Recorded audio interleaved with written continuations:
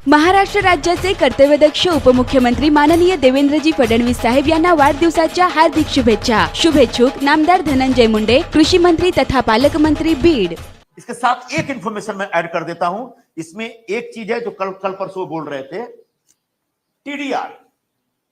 इस डॉक्यूमेंट में उद्धव ठाकरे ने जो डॉक्यूमेंट तैयार किया और हमारी सरकार ने जो रिलीज किया, उन दोनों के बीच ये एक डॉक्यूमेंट है जो अलग से ऐड किया गया, वो टीडीआर। धारावी प्रोजेक्ट में जो टीडीआर जनरेट होगा, उस टीडीआर को लेकर के उन्होंने सवाल उठाया। ये एक फ्रेश इस गवर्नमेंट ने डाला। इस डॉक्यूमेंट को रिलीज करने के 3 दिन पहले 28 सितंबर 2022 को ये टीडीआर डॉक्यूमेंट जीआर के तौर पर रिलीज किया गया। उसके बाद 3 दिन बाद टेंडर डॉक्यूमेंट रिलीज होता है, फ्लोट होता है टेंडर, जिसमें बहुत सारे लोग आते हैं, अदानी आते हैं और अदानी बाद में लेके चले जाते हैं। इसमें उनको ऐतराज क्या है? पहला ऐतराज यह है टीडीआर पे कि साउथ बाउंड नहीं होना चाहिए, साउथ बोर्ड्स नहीं होना चाहिए। जरा इसको मैं एक्सप्लेन करना चाहता हूं, मैं चाहता हूं कि आप लोग समझे। मुंबई हाई कोर्ट का एक ऑर्डर है कि कोई भी बिल्डर जब बिल्डिंग डेवलप करेगा और अगर वो एफएसआई कंज्यूम नहीं कर सकता, और जो एफएसआई कंज्यूम नहीं होता वो टीडीआर बन जाता है, ट्रांसफर डेवलपमेंट राइट। मतलब वो एफएसआई बेचा जा सकता है किसी और डेवलपर को। तो हाईकोर्ट का ऑर्डर यह है कि अगर मान लीजिए बांद्रा में कोई टीडीआर जनरेट होता है तो वो टीडीआर का इस्तेमाल मालाबार हिल पे नहीं होगा, आगे होगा नॉर्थ की तरफ। यह हाईकोर्ट का ऑर्डर है। बांद्रा का टीडीआर अंधेरी जाएगा, पार्ला जाएगा, बोरीवली जाएगा, दहिसर जाएगा। तो धारावी का भी टीडीआर उधर ही जाना चाहिए, इधर नहीं आना चाहिए। इसमें जानकारी यह है, इसमें प्रोविजन यह है कि आप साउथ बॉन्ड भी कर सकते हैं, साउथ साइड में भी कर सकते हैं। इस पर उनको ऐतराज है। मैं उनको याद दिलाना चाहूंगा कि मुंबई के लोगों को दिग्भ्रमित करने के बजाय जो सही जानकारी है वो लोगों के साथ शेयर करिए। 2018 में डीपी 2034 पास हुआ है बीएमसी में। उस समय शिवसेना उबाठा की सत्ता थी वहां पे, और उस डीपी में यह प्रोविजन है कि कहीं का भी टीडीआर कहीं भी यूज कर सकते हैं। यानी टीडीआर साउथ बोर्ड भी हो सकता है, नॉर्थ बोर्ड भी हो सकता है। यानी बोरीवली का टीडीआर मालाबार हिल में भी हो सकता है, मालाबार हिल का टीडीआर बोरीवली भी जा सकता है। मतलब हाईकोर्ट के ऑर्डर के खिलाफ जाकर के डीपी में हम लोगों ने ये प्रोविजन किया है, और प्रोविजन करने वाले और कोई नहीं, उद्धव ठाकरे, उनकी पार्टी, उनके नगर सेवक। टीडीआर पे मेन ऑब्जेक्शन इनका ये है। दूसरा ऑब्जेक्शन ये है कि भाई टीडीआर क्यों? बड़ा बेवकूफी भरा प्रश्न है। इसलिए क्यों फनल जोन आता है? फनल जोन मतलब होता है कि एयरपोर्ट का एक जोन जो ऐसे आता है।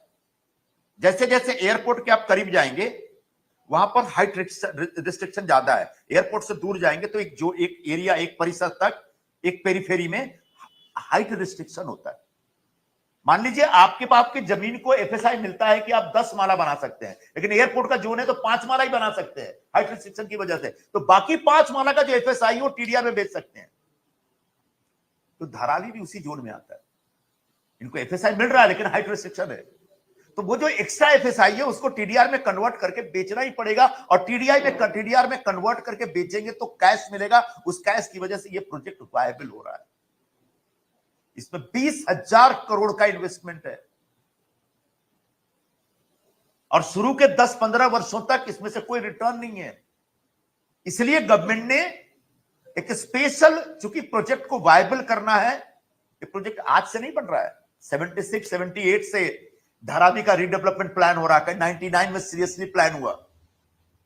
उसका पता नहीं कितने डेवलपर आए, कितनी बार डीपीआर बना।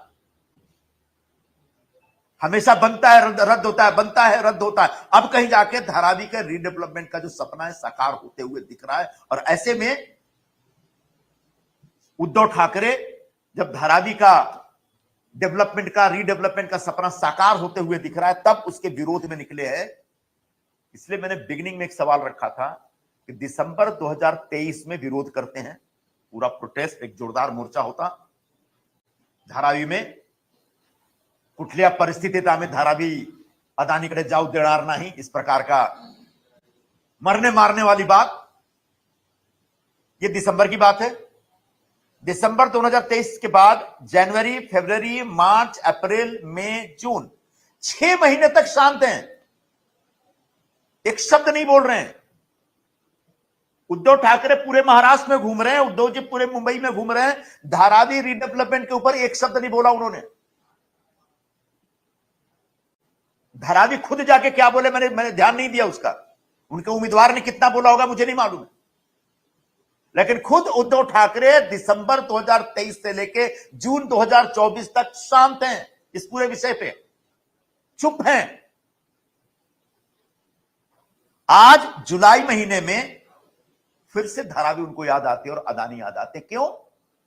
क्योंकि 3 महीने बाद असेंबली का इलेक्शन, महाराष्ट्र विधानसभा का चुनाव, तो तब लोकसभा का चुनाव था, आपने अदानी के खिलाफ एक जोरदार स्टैंड लिया, पता नहीं क्या डील की। अब विधानसभा चुनाव है, फिर आपको चंदा चाहिए, फिर आप शोर मचा रहे हैं। तो मैं धारावी के नागरिकों को आगाह करना चाहूंगा, वो आपके लिए नहीं अदानी के खिलाफ बोल रहे हैं, वो अपनी पार्टी के लिए चंदा वसूलने के लिए ठीक चुनाव के समय धारावी को मुद्दा बनाकर लोगों के सामने आ जाते। लोकसभा चुनाव से पहले आए, चंदा लिया। मैं चैलेंज कर रहा हूं, उद्धव जी ठाकरे बाला साहब जी की कसम खा के कहें, बाला साहब जी की शपथ लेके कहें कि उन्होंने अदानी से एक भी पैसा चंदा कभी नहीं लिया। शपथ लेके कहें कि आने वाले विधानसभा चुनाव में भी एक पैसा चंदा नहीं लेंगे।